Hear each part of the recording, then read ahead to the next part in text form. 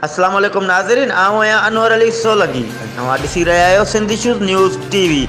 ख़बर शामिल कंदासीं भिरिया खां अलीज़मा कलोड़े जी। भिरिया सिटी एहसास क़फालत सेंटर ते मुस्तहक़ औरतुनि जे पैसनि मां कटोती कंदड़नि समेत औरतुनि जा बेनज़ीर कार्ड बंदि थियण ख़िलाफ़ सख़्त एहतजाजी मुज़ाहिरो।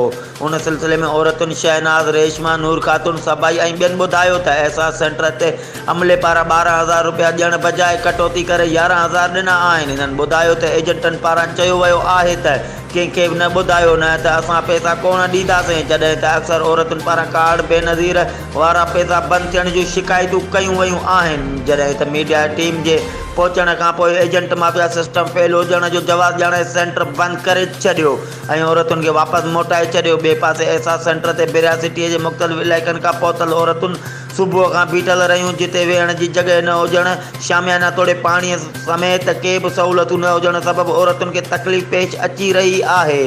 इन्हनि वफ़ाक़ी गवर्नमेंट खां मुतालबो कंदे चयो त एजेंट माफिया ख़िलाफ़ कार्रवाई करे असांखे पूरा पैसा ॾियारिया वञनि। वधीक ख़बरुनि ऐं अपडेट्स लाइ ॾिसंदा रहो सिंधी शूज़ न्यूज़ टीवी।